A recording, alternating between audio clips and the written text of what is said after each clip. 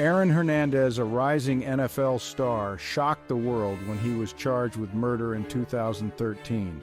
Once a celebrated athlete, he was convicted of killing his friend, Odin Lloyd, and linked to a previous double homicide. But his story took an even darker turn with a posthumous diagnosis of severe brain damage.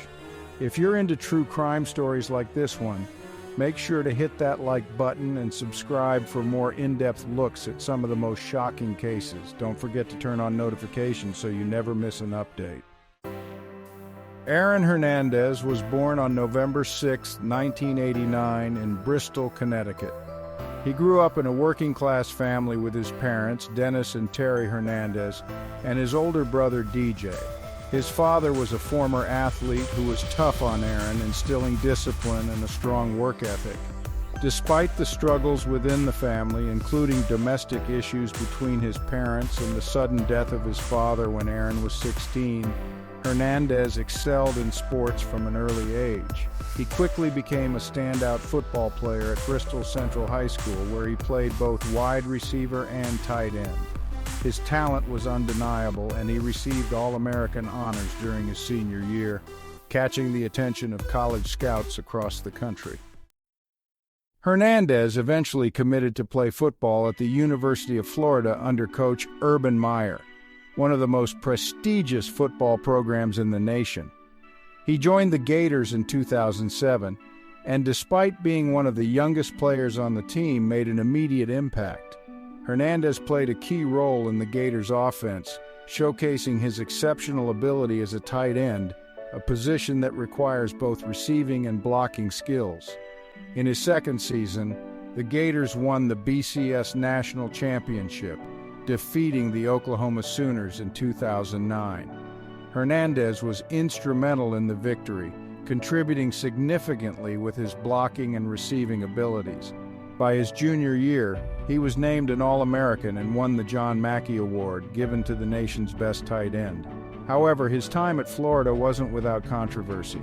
Hernandez was involved in several off-field incidents, including a bar fight where he punched a bartender, and there were persistent rumors of drug use. These issues raised concerns about his character, but they didn't overshadow his performance on the field.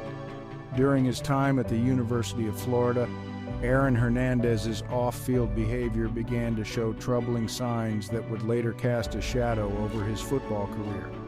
While his on-field performance was stellar, there were incidents that hinted at a darker side. One of the earliest warning signs came in 2007, just months after he arrived on campus. Hernandez was involved in a bar fight at the Swamp Restaurant in Gainesville, Florida. According to reports, Hernandez had consumed alcohol even though he was underage at the time. A dispute arose over the bill, and when the bar employee asked Hernandez to pay, he responded by punching him in the side of the head, rupturing his eardrum. Despite the serious nature of the incident, Hernandez was not formally charged. Coach Urban Meyer and the University of Florida reportedly intervened, and Hernandez received deferred prosecution, a light penalty considering the circumstances. This incident, though significant, was just the beginning. Throughout his college years, there were whispers of Hernandez being involved in other violent situations, but these were often overshadowed by his on-field performance. In 2007, Hernandez was also questioned in connection with a Gainesville shooting. The shooting occurred after an altercation between a group of Florida football players and some other individuals at a nightclub. Hernandez was reportedly with the group when someone fired shots, injuring 2 men. Hernandez was questioned by police but was not charged. The case was left unresolved, and it remains unclear how involved he was. However, this incident raised more concerns about the people Hernandez was associating with and the lifestyle he was leading off the field. When Hernandez entered the NFL, his behavioral issues continued, though he maintained a positive public persona, with many seeing him as a charismatic and hard-working player. Behind the scenes, there were signs that his personal life was spiraling out of control. Hernandez reportedly kept a circle of friends from his hometown of Bristol, Connecticut, many of whom were involved in criminal activity. He also showed an affinity for weapons, reportedly keeping multiple firearms and flaunting them in social settings. His aggressive behavior was not limited to his private life. There were reports of tension between Hernandez and other NFL players, as well as issues within the Patriots organization regarding his conduct off the field. In one instance, it was said that Hernandez had gotten into a heated argument with a teammate, leading to a physical confrontation during practice. Though these incidents were not widely reported at the time, they painted a picture of an individual who struggled with anger management and control, all while maintaining the public image of a successful NFL player. By the time Hernandez signed his $40 million contract extension in 2012, the warning signs were clear. While his talent made him a valuable asset to the New England Patriots, the organization was becoming increasingly aware of his unpredictable behavior and the potential risks it posed. Despite efforts to keep his issues under wraps, the cracks were starting to show, and it was only a matter of time before his off-field conduct would catch up with him. The early warning signs, violent altercations, brushes with the law, and his volatile temper would soon culminate in events that would ultimately derail his life and career. Odin Lloyd was a 27-year-old semi-professional football player for the Boston Bandits, a local team in the New England area. He was known for his athletic abilities, but unlike Aaron Hernandez, Lloyd was not a nationally recognized figure. His connection to Hernandez stemmed from a personal relationship. Lloyd was dating the sister of Cheyenne Jenkins, Hernandez's fiancée. This family connection brought Lloyd and Hernandez together socially, and while they weren't particularly close, they shared acquaintances and spent time together in the weeks leading up to Lloyd's death. Reports suggest that their relationship was complicated, with Hernandez allegedly showing signs of distrust toward Lloyd. The events leading up to the murder began on the evening of June 16, 2013. Hernandez, along with two friends, Carlos Ortiz and Ernest Wallace, picked up Lloyd from his home in Boston around 2:30 a.m. on June 17th. The group drove back toward North Attleboro, Massachusetts, where Hernandez lived. Surveillance footage from Hernandez's home showed the group arriving at Hernandez's residence in the early morning hours. According to phone records and messages later uncovered by investigators, Lloyd appeared to sense that something was wrong, as he texted his sister, "Did you see who I'm with?" and later added, "NFL." These would be the last messages Lloyd ever sent. Later that morning, Lloyd's body was discovered in an industrial park just a mile from Hernandez's home. A jogger came across his body, which had multiple gunshot wounds, including 2 shots to the chest. Authorities were quickly alerted and the investigation began almost immediately. Lloyd had been left in a gravel area near a construction site, and initial reports indicated that he had been shot execution style. The discovery of Lloyd's body so close to Hernandez's home raised immediate suspicions, especially given their recent interactions and Hernandez's high profile as a player for the New England Patriots. As the investigation progressed, police began to piece together critical evidence linking Hernandez to the crime. Surveillance footage from Hernandez's home security system played a crucial role. Footage from the night of the murder showed Hernandez, Ortiz, and Wallace returning to Hernandez's house shortly after the time of Lloyd's death, appearing nervous and holding what looked like a gun. Inside the home, further footage captured Hernandez walking around with a gun, adding to the mounting evidence against him. Additionally, investigators found text messages between Lloyd and Hernandez leading up to the murder, as well as communications that showed Hernandez arranging to pick up Lloyd that night. Another key piece of evidence came from Hernandez's fiancée, Cheyenne Jenkins, who testified that Hernandez had asked her to dispose of a box from their home shortly after the murder. Although the box's contents were never revealed, prosecutors suggested it may have contained the murder weapon. The gun used to kill Lloyd was never recovered, despite extensive searches, but shell casings matching those found at the scene were discovered in a car rented by Hernandez. In the days following the murder, Hernandez's behavior became increasingly erratic. He reportedly destroyed his home surveillance footage from the night of the killing and smashed his cell phone before turning it over to authorities. Despite these actions, enough evidence had been gathered to connect him to the crime, leading to Hernandez's arrest on June 26, 2013, just over a week after Lloyd's body was found. When officers arrived at his home to arrest him, Hernandez was led away in handcuffs, a dramatic moment that was captured by news outlets and broadcast nationwide. Hernandez was charged with first-degree murder and multiple firearm violations. Prosecutors argued that Hernandez orchestrated the killing, suggesting that he had become paranoid and distrusted Lloyd for reasons that were never fully explained. The prosecution presented evidence showing Hernandez's erratic behavior and his efforts to cover up the crime, including surveillance footage, phone records, and witness testimony.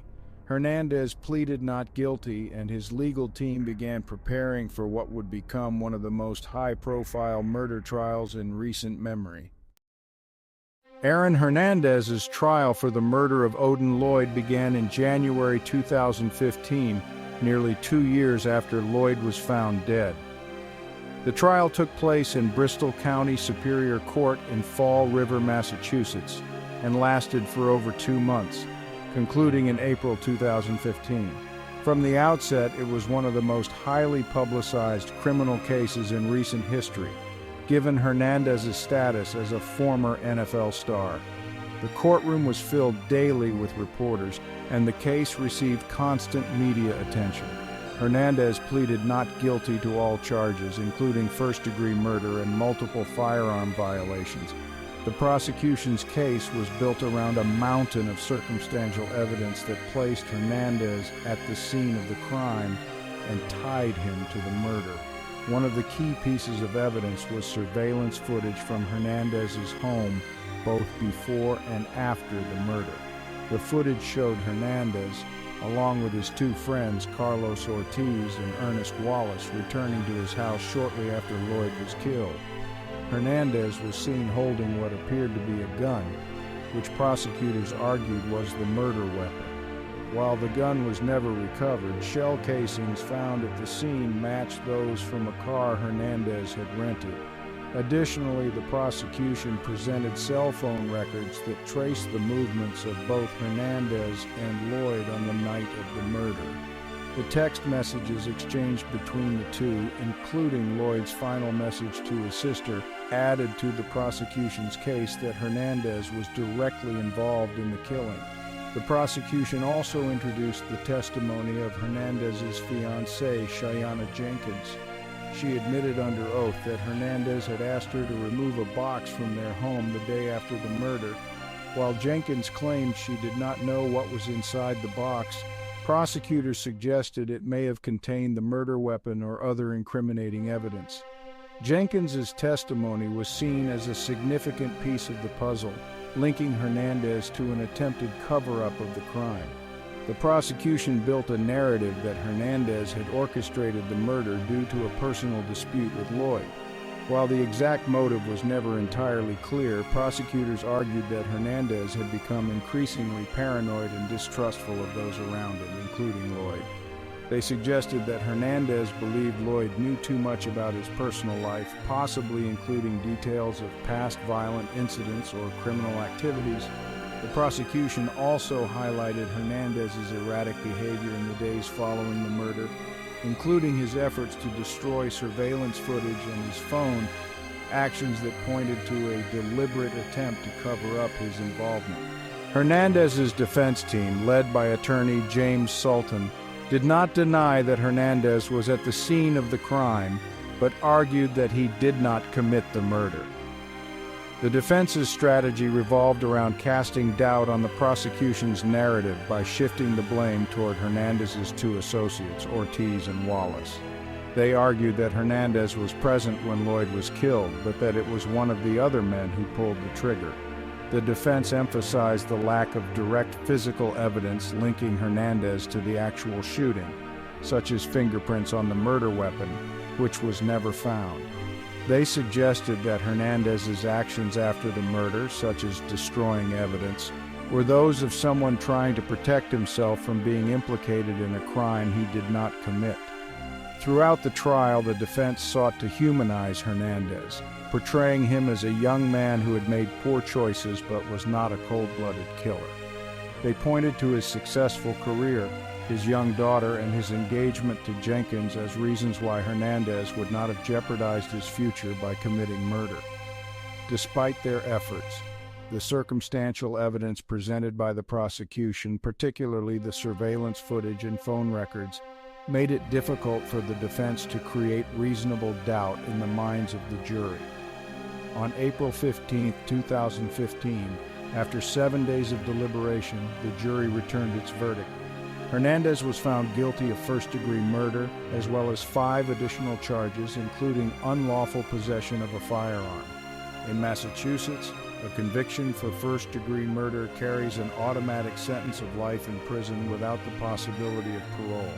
Hernandez showed little emotion as the verdict was read, but the impact of the decision was felt nationwide. The guilty verdict marked the downfall of a once promising NFL star whose life had taken a shocking turn from fame to infamy. In the days following the verdict, Hernandez was transferred to the Sousa Baranowski Correctional Center in Shirley, Massachusetts, to begin serving his life sentence.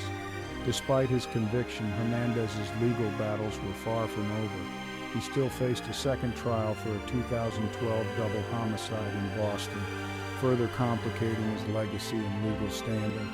However, the guilty verdict in the Odin Lloyd case was a decisive moment, cementing Hernandez's fall from grace and raising enduring questions about how a young man with so much potential ended up convicted of murder. In July 2012, a double homicide occurred in Boston's South End, an incident that would later be linked to Aaron Hernandez.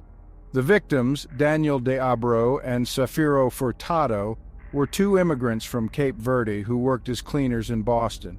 On the night of July 16, 2012, they were out at Cure Lounge, a popular nightclub, enjoying a night with friends. What seemed like an ordinary evening ended in tragedy when, after leaving the club, de Abreu and Furtado were shot and killed in a drive-by shooting while stopped at a red light in their car. According to police reports, a vehicle pulled up alongside de Abreu's car, and someone fired multiple shots into the vehicle. Both de Abreu and Furtado were killed, while 3 other passengers survived the attack, though one was injured. At the time, police had no clear suspects, and the case remained unsolved for over a year. Witnesses provided vague descriptions of the shooter and the vehicle involved, but there were no strong leads. However, everything changed in 2013 when Hernandez was arrested for the murder of Odin Lloyd. As investigators delved into Hernandez's background following Lloyd's death, new evidence began to emerge, linking him to the 2012 double homicide. The key breakthrough came from one of Hernandez's associates, Alexander Bradley. Bradley, who had been a close friend of Hernandez, later testified that Hernandez had confessed to the murders. According to Bradley, Hernandez told him that the night of the shooting, de Abreu had accidentally spilled a drink on him at Cure Lounge. Hernandez reportedly felt disrespected by this minor incident and became enraged. Hours later, Hernandez allegedly followed de Abreu and Furtado as they left the club and carried out the drive-by shooting. Bradley's testimony was crucial in connecting Hernandez to the crime. Bradley himself had a complicated relationship with Hernandez as he had been shot in the face in February 2013, an incident that he claimed was carried out by Hernandez following an argument. Despite this personal fallout, Bradley's account of the 2012 murders became central to the prosecution's case. Bradley described how Hernandez fired 5 shots into the car, killing de Abreu and Furtado instantly. Hernandez then allegedly disposed of the murder weapon and the SUV used in the shooting. The SUV was later found in a relative's garage, further tying Hernandez to the crime. In 2014, Hernandez was formally charged with 2 counts of first-degree murder in connection with the deaths of de Abreu and Furtado. He also faced additional charges, including assault with a dangerous weapon for the injury to the surviving passenger.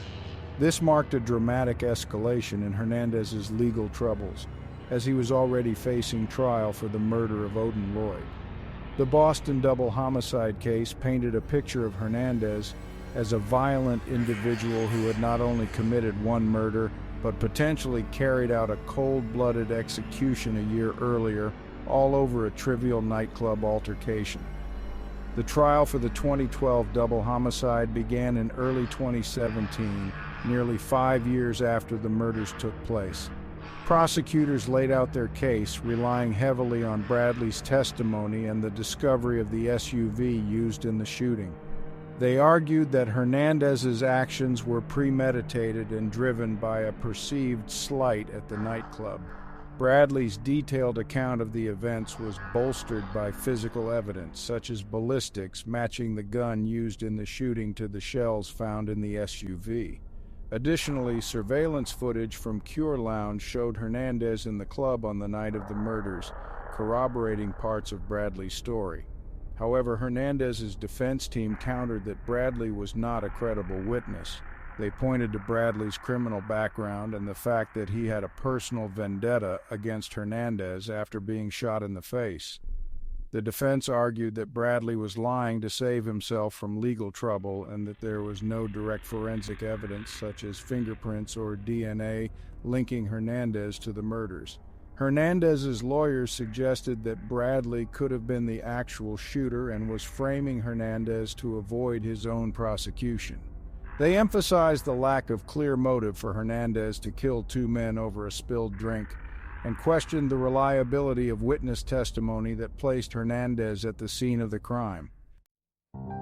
After weeks of testimony, the jury deliberated, and in April 2017, Aaron Hernandez was acquitted of the double homicide charges. The jury found that there was not enough direct evidence to prove beyond a reasonable doubt that Hernandez had committed the murders. While the testimony of Alexander Bradley provided a compelling narrative, the defense had successfully cast doubt on Bradley's credibility, and the lack of forensic evidence further weakened the prosecution's case. Hernandez was found not guilty of the murders, though he was convicted of a lesser charge for unlawful possession of a firearm. In April 2017, just days after being acquitted in the 2012 double homicide case involving Daniel de Abreu and Safiro Furtado, Hernandez was found dead in his prison cell. On the morning of April 19th, correctional officers discovered Hernandez hanging by a bedsheet from the window of his cell. Despite efforts to revive him, Hernandez was pronounced dead shortly after. His death was ruled a suicide, and no foul play was suspected. The news of his suicide sent shockwaves through the media and the public, as it came so soon after his acquittal in the double homicide trial. Hernandez's final moments were marked by confusion and unanswered questions. A Bible was found open in his cell, and the words John 3:16 were written on his forehead in ink, a reference to the Bible verse that speaks of eternal life through faith in Jesus Christ. Following Aaron Hernandez's death in April 2017, his brain was sent to Boston University for examination as part of a research study on chronic traumatic encephalopathy, or CTE. CTE is a degenerative brain disease associated with repeated head trauma, often found in athletes who play contact sports like football. The results of the examination were startling. Hernandez, at just 27 years old, was diagnosed with one of the most severe cases of CTE ever recorded in someone of his age. Dr. Ann McKee, the neuropathologist who conducted the examination, revealed that Hernandez had stage 3 CTE on a scale of 1 to 4. This level of brain damage is typically seen in much older individuals and raised significant concerns about the impact of football-related head injuries on mental health and behavior. CTE is caused by repetitive brain trauma, such as concussions or even subconcussive hits that don't result in immediate symptoms. Over time, these repeated impacts cause the brain to degenerate, leading to a range of symptoms that can include memory loss, confusion, impaired judgment, aggression, depression, and eventually dementia. The brain damage associated with CTE cannot be diagnosed while a person is alive, as it requires a post-mortem examination. In Hernandez's case, the damage was widespread, with significant atrophy in parts of the brain responsible for memory, impulse control, and emotional regulation. The posthumous diagnosis of CTE in Hernandez's brain had significant legal and medical implications. Hernandez's family filed a lawsuit against the NFL and the New England Patriots, arguing that the league failed to protect him from the long-term risks of head trauma. The lawsuit claimed that the NFL was aware of the dangers of repeated concussions, but did not do enough to educate players or implement safer practices. It also alleged that the NFL's culture of promoting toughness and downplaying injuries put players like Hernandez at risk of developing severe brain damage. The family sought compensation for Hernandez's death and the suffering he endured due to CTE, though the case has yet to be resolved in court. Thanks for watching. If you found this video, thumbs up and hit that subscribe button for more in-depth coverage of true crime stories. And make sure to turn on notifications so you never miss an update. See you in the next one.